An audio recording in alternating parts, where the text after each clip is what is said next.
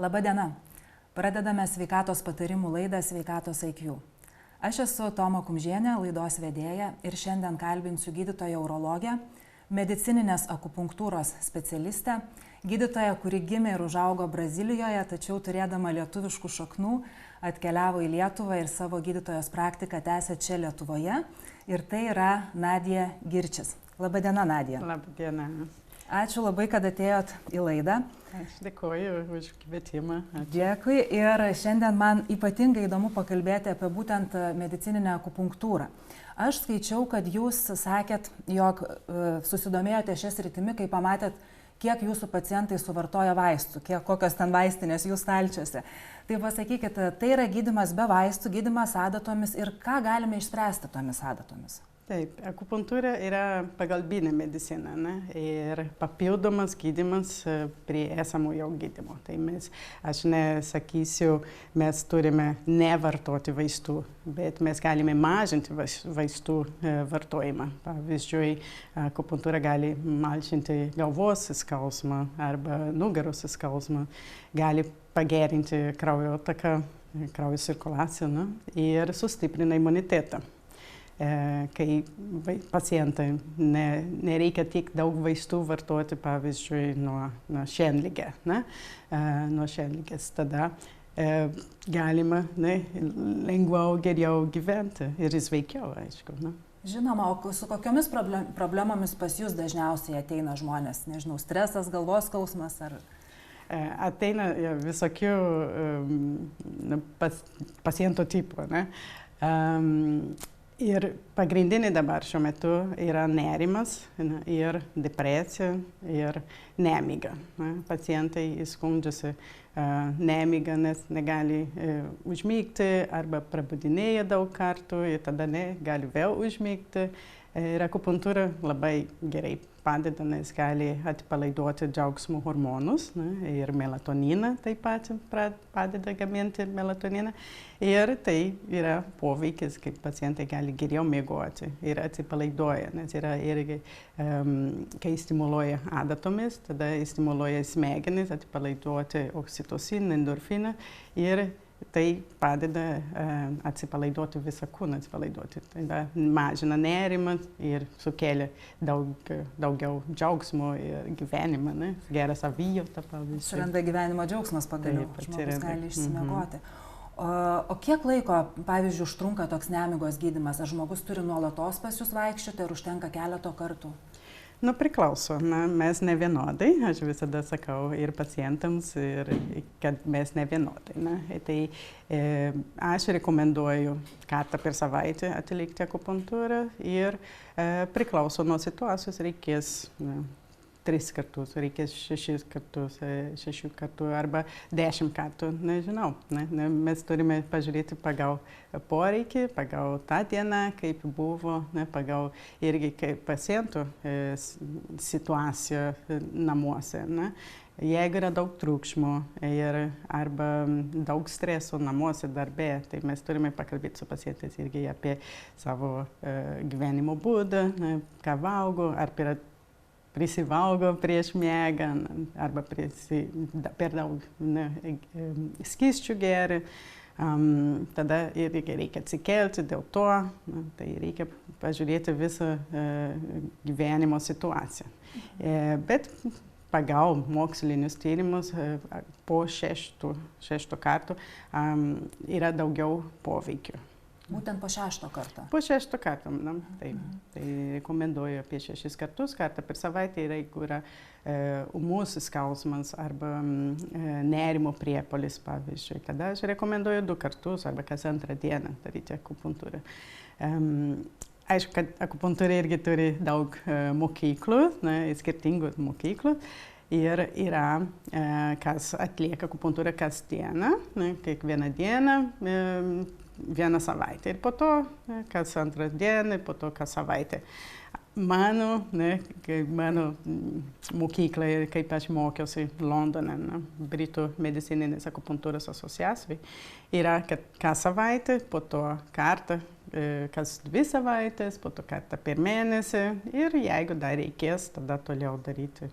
Bet dažniau po po 6 kartų tada pagerėja. O kiek kartų trunka, kiek laiko trunka kiek laiko įdurta adata, kiek galima laikyti? Taip, tarp 20 ir 40 minučių. Na, aš rekomenduoju vaikams arba vyresniems žmonėms mažiau laiko, tai 20 minučių užtenka, nes kartais yra per daug stimulacijos. Jie patyrė arba mieguistumą, arba silpnumą ir tai nėra geras poveikis. Ne? Arba yra rezultatas vis tiek, nes mūsų kūnas pripažįsta, ne, kad reikia dirbti, kad reikia daryti kažką. Bet kad senioriams, vyresniems žmonėms ir vaikams reikia 20 minučių. Ir jaunesniems tada galima iki 40 minučių. Daugiau pagal mokslinis tyrimus neveiksmingi. Nebeefektyvu. Nebeefektyvu, tai užtenka 30 minučių yra idealus ir 40 minučių galima iki taip. Tai čia visai atrodo toks nedidelis dalykas, ateiti kartą per savaitę pusvalandžiai visai įmanoma. O skauda, kai duria adatą? Neskauda, nepakenkia sveikatai. Priklauso nuo specialisto. Aišku, mes turime švelniai ir kuo tikslingiau durti, kur yra taškai. Mes turime apie 2000 taškų kūne. Tai yra ir pagrindinius taškus, tai mes turime 700 maždaug 50 taškų. Pagrindinius. Ir plus tada mikrosistemas, kaip ausų akupunktūra, galvos akupunktūra arba kaip skalpo akupunktūra, rankos akupunktūra, pėdų akupunktūra. Tai daug skirtingų, kaip sakau, ir mokyklos, ir metodų. Tai neįskauda, nes yra daug nervų galūnių arba galūnėlių, kur yra adatos taškai. Ir kaip nervų centrai. Tai tada ten vietoje yra mažiau skausminga ir tai priklauso nuo akupunktūristų. Dėl to yra labai svarbu, kad akupunktūristai lankytų kursus, papildomus kursus ir praktikuotų, tobulintų. Taip. Nes mes turime, kaip medicina irgi, mes gydytojai turime lankyti profesinės tobulinimus kursus ir akupunktūros specialistai taip pat. Tai va čia mano irgi toksai buvo klausimas jums, ar jūs turite kažkokį patarimą, kaip pasirinkti akupunktūros specialistą, nes aš esu girdėjusi, kad kažkam skaudėjo, kad turbūt, tai kaip jūs sakot, priklauso ir nuo specialisto, kuris tai daro. Taip, tai priklauso nuo akupunktūristų, priklauso nuo pacientų, mes ne vienodai, mes patyrėme skausmą kitaip, kad skausmas yra kaip, turi savo suvokimą, kas man gali būti labai skausminga, jums gali būti tik diskomfortas. Tai priklauso nuo paciento, priklauso irgi, aš dažnai paklausiu, jeigu man skauda, visur skauda, tai aš paklausiu, ar jūs gerai miegojate šią naktį? Tai, ne gerai miegojate. Tai nemiegoti prieš tai irgi daro įtaką. Iš karto jautresnis pasidaro žmogus. Taip, labai. Bet taip, profesionalus akupunktūristai tai turi žinoti, kur įdurti, kaip įdurti adatas. Dėl to mes turime kursus. Dėl to yra kursai, kurie trunka daugiau negu metų. Ir plus praktikas. Akupunktūros praktikos yra labai intensyvus. Intensyvius. Tai aišku, turi būti ir licencijuotas akupunktūros specialistas. Turi būti yra kas daro akupunktūrą 30 metų. Bet jeigu nelanko kursus, netobulinosi, nesitobulina, tai tada yra skirtumai. Kaip gydytojai. Jeigu jūs einate pas gydytoją, kuris jau 30 metų, 40 metų dirba, bet nedalyvauja konferencijose, nežino, kas ten yra pasaulyje, vakarų pasaulyje ypač, tai koks nebus taip efektyvus, gal bus geras, bet ne taip efektyvus. Ir empatija ir taip pat. Jeigu pacientai turi empatija ir akupunktūros specialistai irgi turi rasti ryšį su tuo specialistu. Taip, tai daro įtaką, tai daug prideda prie patirties. Dar taip man labai įdomu parodyti žiūrovams, kokios būna tos adatos. Mes čia turim pasidėję, gal jūs galit kažkaip pasakyti, papasakoti šiek tiek apie jas, nes skiriasi jų ilgiai ir kada mes kurias naudojam. Aš kai pirmą kartą pamačiau, tai tos ilgosios pasirodė labai baisios, bet kai jūs durėte, tai iš tiesų skausmo nėra ir tu net nesuvoki, kiek giliai tą adatą gali tenai įeiti. Taip, dėl to ir reikia žinoti, mokytis, praktikuoti, nes tada jūs žinote ir savo, irgi aš darau savo akupunktūrą, nes tada mes žinom, kur įdurti, kaip įdurti, nes ne visada yra tiesiai, bet kartais reikia įstridžiai įdurti adatą ir nereikia 3 cm įdurti, bet 1,5 cm. Tai vis tiek jau yra šis tas. Taip. Arba, gerai, parodykim tada, kurios čia tas yra ilgosios ir kurios trumpos. Taip, čia yra detoks adata, tai nuo detoksikacijos, pavyzdžiui, jeigu nori mesti rūkyti, mažinti apetitą, pavyzdžiui, ir nuo miego irgi sutrikimo. Akupunktūra gali ausų akupunktūrą daryti. Jos yra trumpos. Taip, aš parodysiu. Taip. Labai visos adatos šiuo metu turi būti sterilios, vienkartinis ir išmetamos. Tai čia, nežinau, ar galima pažiūrėti, kaip atrodo. Taip, parodysim ir iš arčiau. Tai čia yra 0,7 cm, tai reiškia beveik centimetrą, ne 1 centimetrą. Tada galima, aišku, irgi priklauso nuo kur jūs galite įdurti adatą. Tai ausise nėra daug vietos. Tai aišku, kad galima taip ir naudoti laisvai. Čia mes turime dar trumpesnį, ne dar trumpesnį, šitą yra trumpesnį, čia trupučiuką didesnį, šitą yra 1,5 centimetro. Čia gal jūs matote? Taip, čia jau ilgesnė. Taip, ilgesnė, 1,5 cm. Trupučiukai storesnė negu šitą, tai irgi istorijos ir dydžių keičiasi, ilgos keičiasi. Irgi taip pat, vaikams, pavyzdžiui, galima naudoti šitą arba šitą. Bet 1,5 cm arba 15 mm galima naudoti ant rankų, pavyzdžiui, irgi čia ant smilkino, tarpuakių. Ir nereikia didelio 3 cm, 5 cm adato. Kad nestiruotų ten. Taip, tai ant galvos. Tai galima taip naudoti šitą.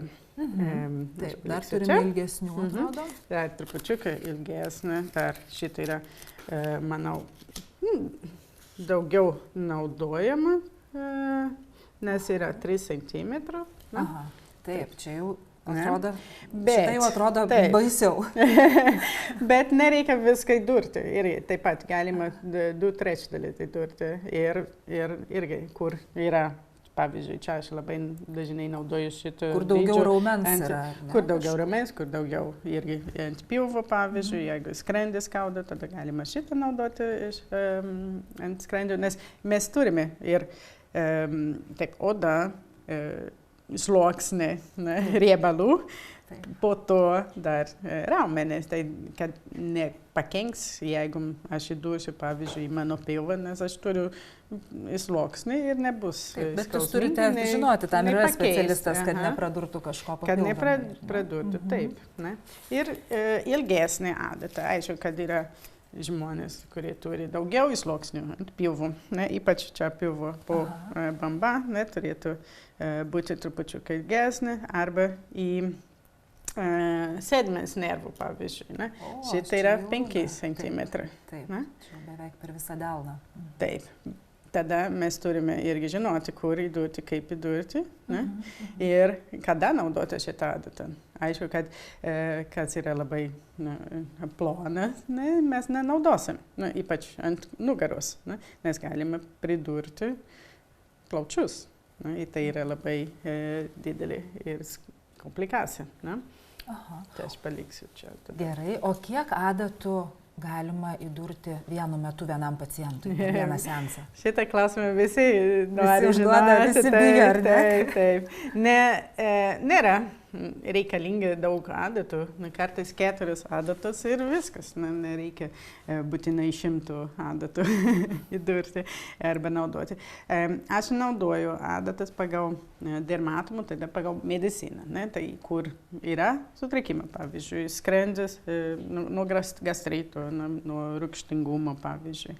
Tada viena į skrandį, viena į koją, viena į ranką ir viskas, daug nereikia.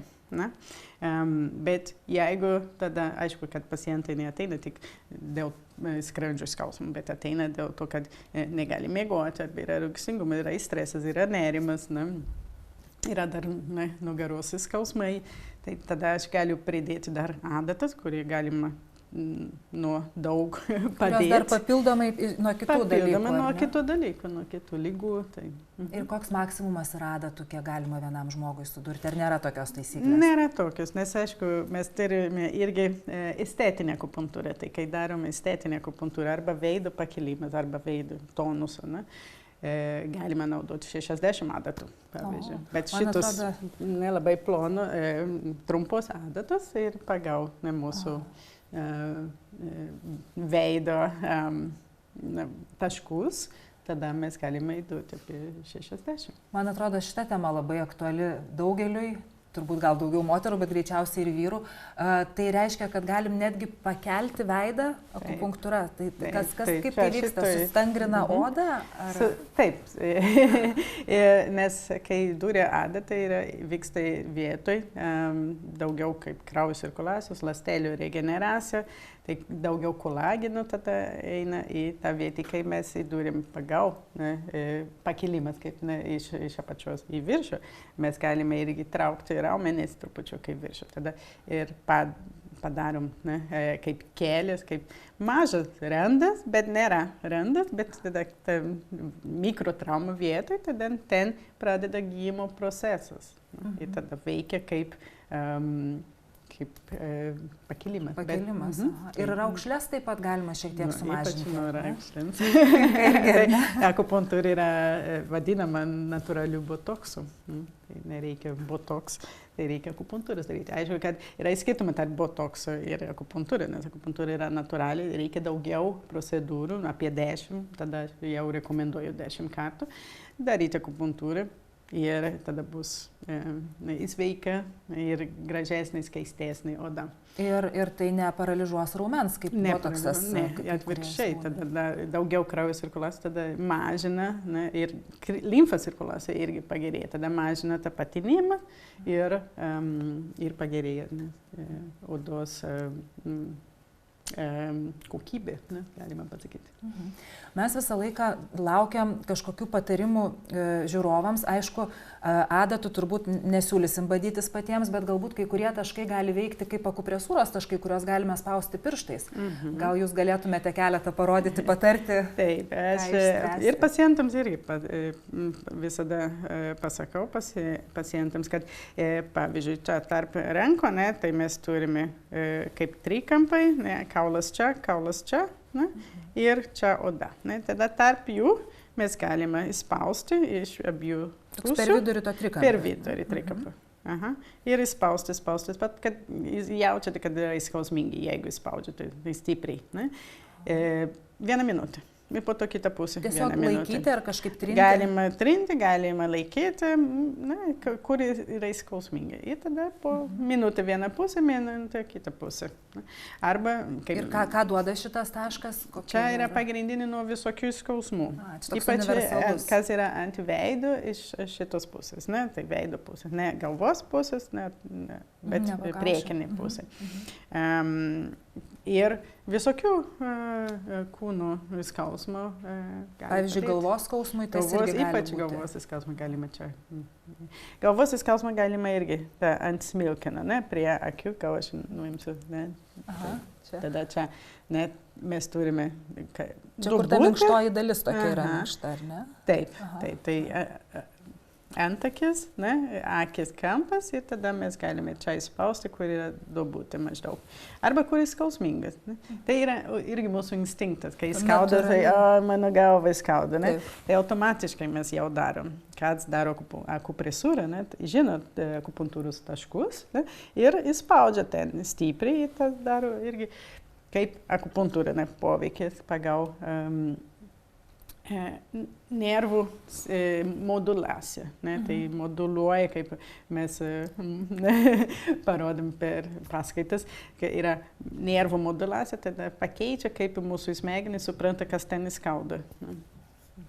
Ir dar turbūt jau paskutinis klausimas, laida eina į pabaigą. Labai įdomu, kaip jūs pradėjot. Koks tas jausmas pirmą kartą duriant adatą žmogui? Jūs pradėjot Anglijoje ar dar Brazilijoje? Ne, aš pradėjau Anglijoje. Aš Brazilijoje, nes Brazilijoje ten akupunktūra yra labai populiari, tai aš nuo vaikystės jau turėjau akupunktūros kaip gydymą procedūras. Aš pradėjau Anglijoje atlikti kursus ten ir pradėjau su detoks akupunktūra, su šitą mažuką. To mažutę visai adatėlę. Bet ausėse. Ir ausės yra, kur yra skausmingiausia vieta ar jautriausia vieta. Bet aš pradėjau, labai juokingai nepasakyti, aš paėmiau, neturėjau kur praktikuoti arba su kuo praktikuoti, tai aš buvau viešbutį ir aš paprašiau bulvių. Ir aš ant bulvių pradėjau įdurti. Bet po to ant rankų, kur čia neįskauda, tada mes po truputį. Nebuvo įskausminga, nes kur parodė, kur nėra.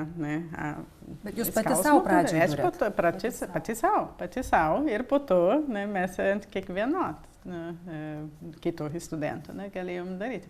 Po savaitės niekas negalėjo liesti mano ausis, bet buvo labai daug subadyta.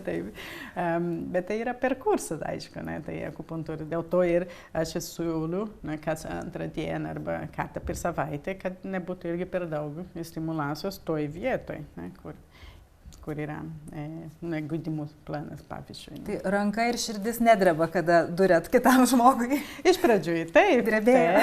Taip, ir visada aš pakalbėjau, ar viskas gerai, ar skauda, ir po to mano pacientai sakė, nereikia paklausti, viskas gerai. Aš sakau, gerai, tada ir dabar aš žinau, kad nieko nėra. Bet aišku, dėl pacientų daugiau negu dėl adatų, nes aš žinau, kad neskauda, ne?